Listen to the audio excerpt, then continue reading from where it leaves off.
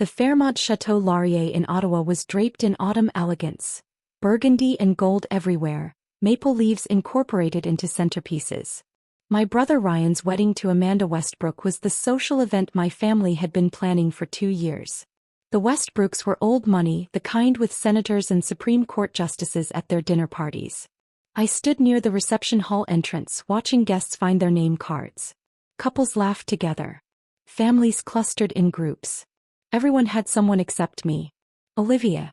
You made it. My mother rushed over in her champagne gown. She glanced behind me expectantly, then her face fell. Oh. You came alone. The invitation said +1, not mandatory +1. Well, yes, but... She lowered her voice. It's awkward, honey. Everyone else brought dates. Even Marcus brought someone and he's only been divorced 3 months. I've been busy with work, Mom. That government job. She said it like someone might say, unfortunate rash. Surely you could have taken one evening to find a suitable companion. The Westbrooks will think. Livy. Where's your date? My Aunt Marie appeared, martini in hand, eyes bright with malice. Don't tell me you're still single? Still single, I confirmed. Poor dear couldn't find a date, she announced to gathering relatives. It's so sad. Such a pretty girl, but these career women wait too long and then all the good men are taken. My Uncle Frank laughed. What is it you do again? Something with the government. International relations. Oh, like planning conferences? Aunt Marie patted my arm. At least you have something to keep busy since you don't have a family of your own. The seating chart revealed my assignment. Table 18 marked overflow seating. I was placed with Ryan's college friends +1s. People who didn't fit the carefully orchestrated family dynamics. The table sat near the kitchen doors as far from the head table as physically possible. My place card had my name and an empty space where my non-existent +1 should have been. Every other seat had 2 names. Mine screamed single like a neon sign. We put you near the back because we thought you'd be more comfortable, my mother said. Less pressure. The important guests are up front. Amanda's family has several senators here, and there's talk someone from the Prime Minister's office might stop by. The cocktail hour was endurance training. I circulated with wine I didn't drink, making small talk with relatives who'd decided I was the family disappointment. Ryan had become a corporate lawyer at 28, married into prominence, destined for greatness. I was 30, single, doing something with the government. Ryan always was the ambitious one, Uncle Frank told Amanda's relatives while I stood 3 feet away. Olivia's more content with a quiet life. Not everyone can be a high achiever. I excused myself to check my phone. 7 missed calls from the Privy Council office. 12 texts from my deputy director. All urgent. I called back immediately. Thompson here. Director Thompson, thank God. Michael Chin sounded stressed. Vancouver conference was cancelled. Security threat. The Prime Minister is back in Ottawa and needs the G20 briefing materials tonight. The Italian delegation moved up their arrival by 48 hours. I can be at the office in 20 minutes. The Prime Minister is already en route to your location. She's attending your brother's wedding. I froze. What? She saw the venue on your leave request and realized Amanda's father is Senator Westbrook. He's sponsoring her judicial reform bill. She wants to speak with him. Security is sweeping the chateau now. She'll be there in 15 minutes. I looked down at my burgundy bridesmaid dress, the elaborate updo that took 2 hours, heels I could barely walk in. The Prime Minister of Canada was about to crash my brother's wedding. Michael, where is she supposed to sit? She asked specifically to sit with you. Said something about making sure you didn't spend the evening alone at the singles table. Despite everything, I laughed. Prime Minister Catherine Morrison had a wicked sense of humor and detailed memory for personal slights. I'd once mentioned my family viewed me as the unsuccessful sibling. She'd filed that information away. Oh, and Director Thompson? She's bringing the Italian ambassador. I found Patricia, the wedding coordinator who guarded her clipboard like nuclear codes. Patricia, the Prime Minister is arriving in 12 minutes. She'll need seating at my table. Patricia's face cycled through disbelief, panic, excitement, crisis management. The Prime Minister? Here. Yes. With the Italian ambassador. They'll need the 2 empty seats at my table. But those are overflow. She stopped. Your +1 space will now be occupied by the Prime Minister. Patricia was already frantically typing. Security needs access. Kitchen needs meals. The photographer. Oh God, the head table. RCMP security entered, doing discreet sweeps. Guests noticed the unusual activity. My mother rushed over. Olivia, what's happening? The Prime Minister is attending the wedding. What? Why would? Is this because of the Westbrooks? No, Mom. She's my boss and needs to discuss the G20 briefing. She's sitting at my table. Your table? The overflow table. My mother looked faint. The Prime Minister at the overflow table? The table where you put me because I was single and didn't matter as much as important guests. Yes, that table. Amanda's mother, Elizabeth Westbrook, appeared imperiously. What's this about the Prime Minister? She's arriving to speak with Senator Westbrook. She'll be joining me at table 18. Elizabeth's composure cracked. Table 18? Near the kitchen? We can't seat the Prime Minister near the kitchen. She specifically requested to sit with me. My empty +1 seat works perfectly. Aunt Marie materialized, earlier confidence evaporating. Olivia, you work for the Prime Minister? I'm the Director of International Relations for the Privy Council office. I'm the Prime Minister's Chief Foreign Policy Advisor. That's the something with the government you've been dismissing. Uncle Frank went pale. Director Thompson? You negotiated the trade agreement with Japan. That's me. The reception hall descended into controlled chaos. Patricia rearranged schedules while staff upgraded table 18 from overflow to diplomatic quality. RCMP positioned at key points. Then Prime Minister Catherine Morrison entered with her security and Ambassador Giovanni Romano of Italy. Navy suit commanding presence. The room fell silent. He spotted me and smiled. Director Thompson. I apologize for the dramatic entrance, but when I realized you were here, it seemed like perfect timing. She crossed directly to me, ignoring the head table where Ryan and Amanda sat frozen, ignoring Senator Westbrook who'd stood expectantly, ignoring my mother. Prime Minister Morrison, Ambassador Romano, welcome. My table is ready. Excellent. Prime Minister Morrison glanced around. Though I'm surprised they put you at table 18. Don't they know you're the reason Canada's foreign policy hasn't imploded in 3 years? Ambassador Romano laughed. Director Thompson is the best policy advisor in the G7. Italy has been trying to recruit her for years. My mother made a squeaking sound. Prime Minister Morrison sat in my +1 chair, the empty space that had announced my singleness all evening. Ambassador Romano took the other seat. Suddenly, overflow seating near the kitchen became the most important table in the room. Walk me through the updated position on trade negotiations, Prime Minister Morrison said, pulling out her phone. I need to understand the agricultural tariff compromises.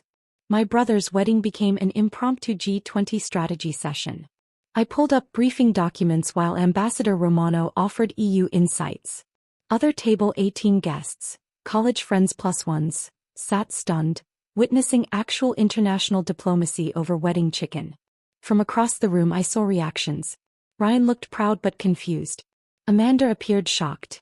My mother was explaining urgently to Elizabeth. Uncle Frank was Googling my name. Aunt Marie had set down her martini, struck by lightning.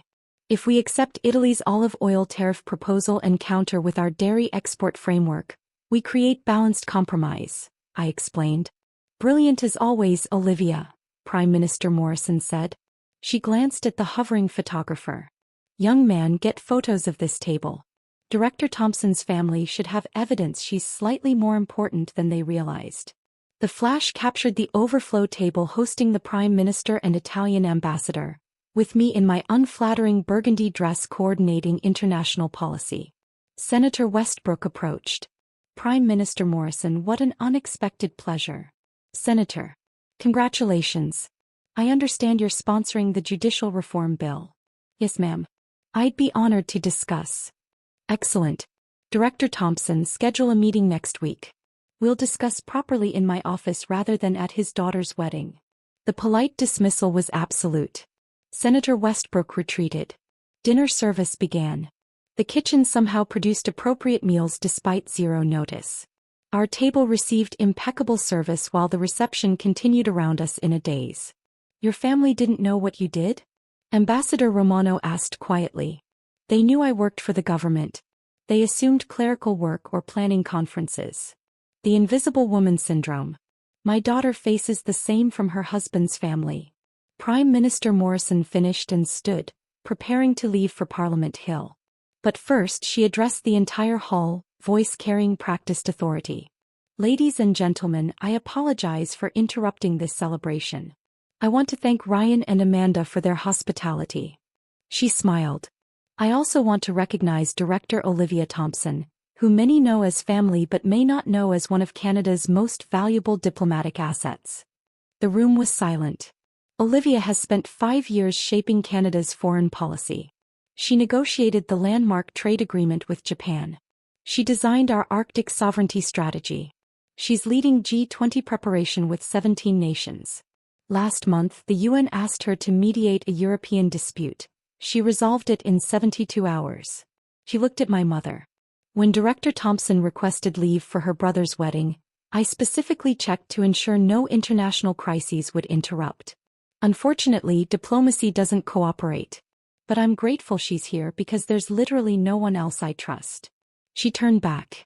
So when you see that empty chair beside Olivia, the +1 she didn't bring, remember it's empty because she's been too busy preventing international incidents and building Canada's global reputation. That's not sad. That's dedication most can't imagine. The Prime Minister placed her hand on my shoulder. Enjoy your evening, Director Thompson. I'll see you tomorrow for the Italian delegation briefing. Ryan, Amanda, your sister is remarkable. She left with Ambassador Romano and security, leaving behind stunned guests and one confused groom. Silence lasted 10 seconds before chaos. Everyone wanted to talk suddenly, dismissive family, ignoring relatives, even silent +1s. Uncle Frank tried discussing policy. Aunt Marie attempted apologizing. Elizabeth wanted meetings arranged. I found Ryan in the corridor minutes later. Liv, I had no idea you were that important. Why didn't you tell us? I did, Ryan. Multiple times. But everyone focused on your success and you've worked hard, that no one listened to what I was doing. Director of International Relations. Jesus. Mom seated you at overflow. I know. And Aunt Marie said. Everyone heard. I met his eyes. I'm happy for you. Amanda seems wonderful. But I'm tired of being the family failure because I chose a different path. He hugged me. I'm sorry. We've been assholes. Yes, you have. Can we fix this? I thought about the Prime Minister in my +1 chair, turning overflow into importance. Years of dismissive comments, being invisible until someone powerful validated my existence. Maybe. But not tonight. Tonight I need to prevent an international trade crisis. Tomorrow we can talk about why you needed the Prime Minister to tell you I was worth attention. I changed into my emergency suit and headed to Parliament Hill where the Italian delegation waited. My phone buzzed with family messages. Apologies from my mother. Questions from Uncle Frank. Even Aunt Marie texted about, always knowing I was special. I silenced my phone and entered the briefing room where actual important work waited. Work that always mattered whether family recognized it or not. The empty +1 chair had been filled by the Prime Minister of Canada. That felt like exactly the validation I'd needed, not from family but from someone who understood what I'd accomplished. The overflow table had become the center of everything. And I'd done that myself long before anyone noticed. The Italian delegation meeting lasted until 2 in the morning. We successfully restructured the agricultural tariffs, secured Canada's dairy export provisions, and maintained the delicate balance between European Union regulations and North American trade interests. Ambassador Romano called it, the most productive wedding reception I've ever attended. When I finally returned to my hotel room, exhausted and still in my emergency suit, I found 17 more voicemails from family members. I listened to exactly one, from my mother. Olivia, sweetheart, I don't know what to say. Your father and I are sitting here watching the news. You're on the news, baby. They're showing footage from Ryan's wedding, talking about how the Prime Minister crashed the reception to consult with her indispensable foreign policy director. That's you. My daughter. Her voice cracked. And I put you at the overflow table. I let Marie call you a poor dear who couldn't find a date. I spent 30 years telling you to be more like Ryan, And all this time you were preventing international crises. There was a long pause, the sound of her crying softly. I failed you as a mother. I was so busy being impressed by Ryan's corporate success and Amanda's family connections that I never asked what you actually did. I never listened when you tried to tell me. I just assumed. God, I assumed you were unsuccessful because you weren't married, because you didn't have the life I'd imagined for you. I'm so sorry, Beta. I'm so sorry. I saved the voicemail but didn't call back. Not yet. The next morning Ryan texted me, Amanda's parents want to know if you can get them a meeting with the PM. I told them to fuck off. Coffee later? Just you and me. I smiled and agreed. The wedding photos went viral by Monday morning. Not the romantic shots of Ryan and Amanda, but images of Table 18, the overflow table near the kitchen, where the Prime Minister of Canada and the Italian ambassador had conducted international diplomacy while I coordinated in a burgundy bridesmaid dress. The headlines were predictable. Government director's family didn't know her job until PM showed up. The overflow table that changed everything. One particularly savage gossip column ran with, when your plus one is the Prime Minister, a family's reckoning. Aunt Marie's, poor dear couldn't find a date comment had been captured on someone's Instagram story. It was now a meme circulating across Canadian social media, usually paired with images of my official government photo or screenshots of my UN mediation work. My family was learning what I did the way I'd always feared, through public humiliation rather than genuine interest.